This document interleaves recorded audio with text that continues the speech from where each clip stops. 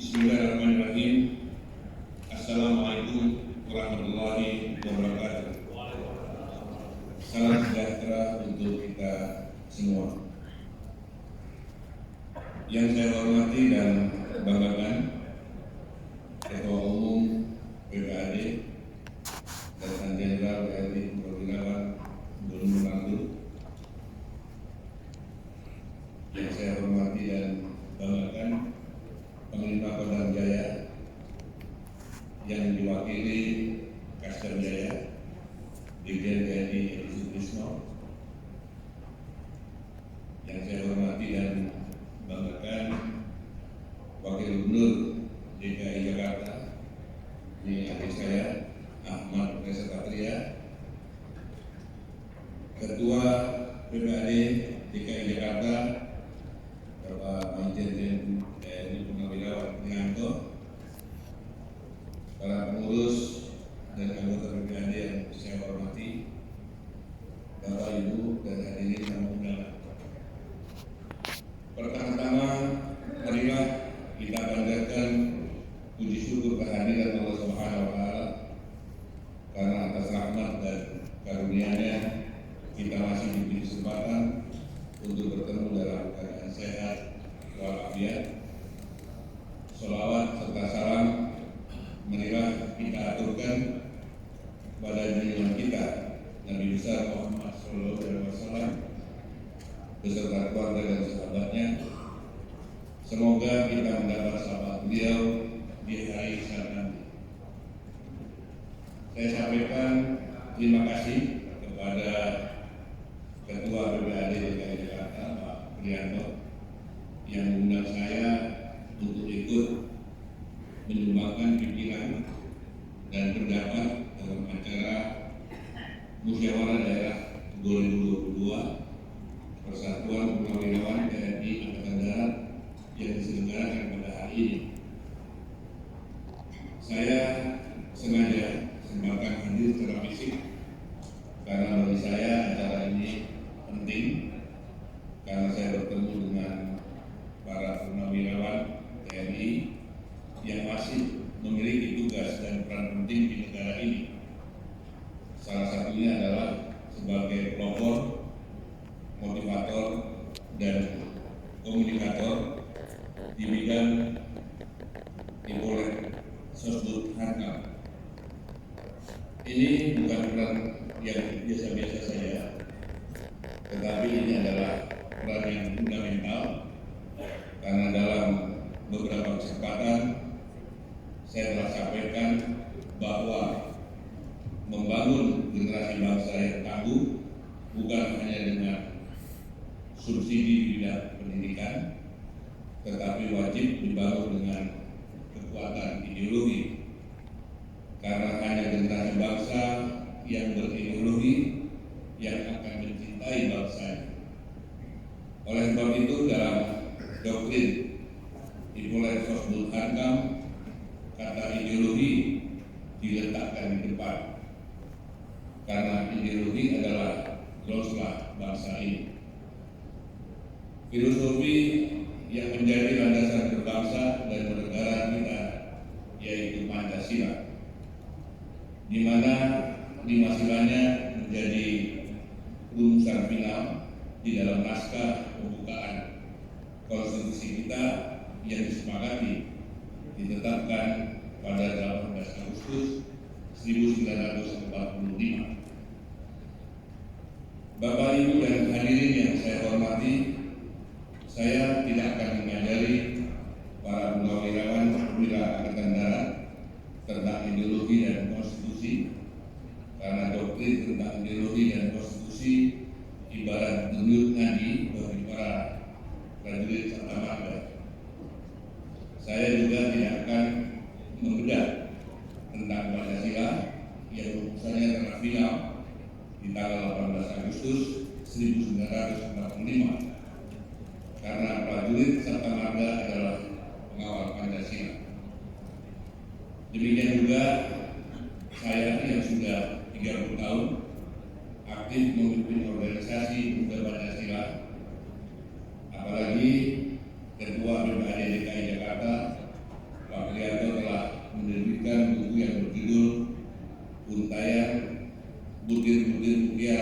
Konstitusi Indonesia yang menurut saya sudah sangat lengkap sebagai roadmap untuk mengembalikan kejayaan Indonesia sebagai negara yang berdaulat, berdikari, dan mandiri dengan kembali ke nilai-nilai dasar Pancasila yang telah kita tinggalkan. Mengapa saya sebut telah kita tinggalkan?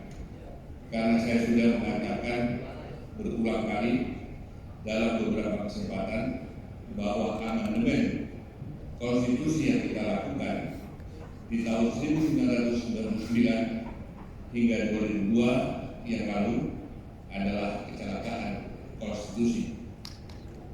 Karena sejak saat itu arah perjalanan bangsa ini hanya kita serahkan kepada partai politik.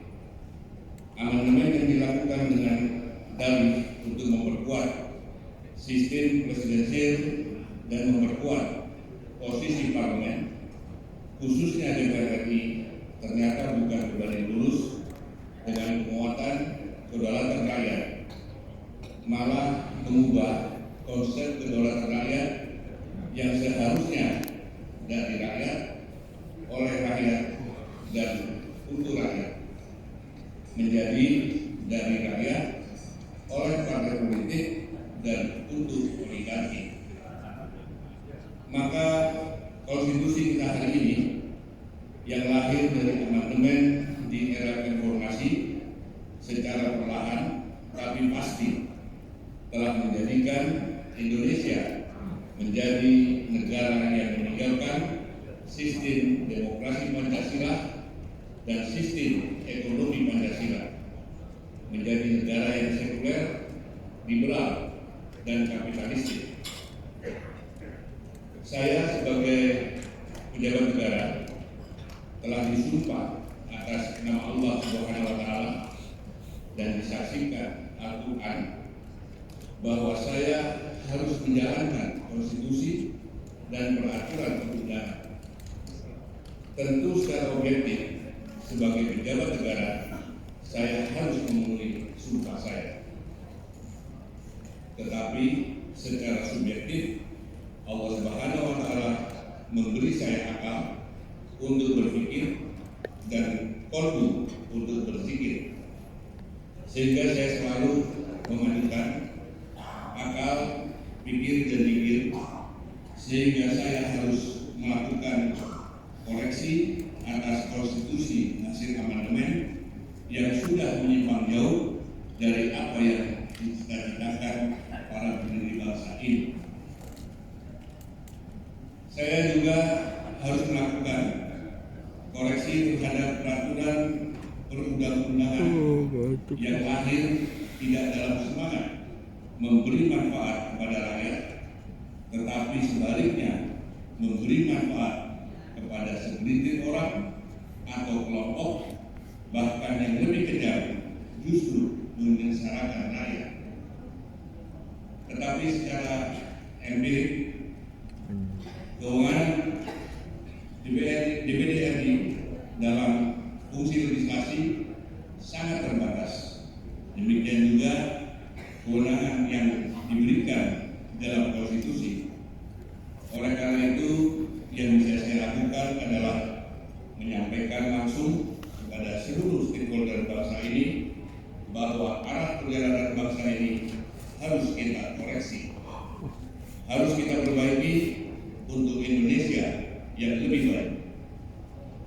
Untuk dapat melakukan itu, kita tentu harus adil sejak dalam pikiran, harus jernih sejak dari hati, dan harus berani mengatakan bahwa yang benar itu benar dan yang salah itu salah. Dan hal itu hanya bisa kita lakukan jika kita konsisten berpijak dan bertindak sebagai negarawan. Karena seorang negarawan tidak berpikir tentang next generation, tetapi berpikir tentang next generation. Sebagai Ketua DPD RI, saya sudah keliling di 34 provinsi dan lebih dari 300 kabupaten kota. Saya bertemu langsung dengan stakeholder di daerah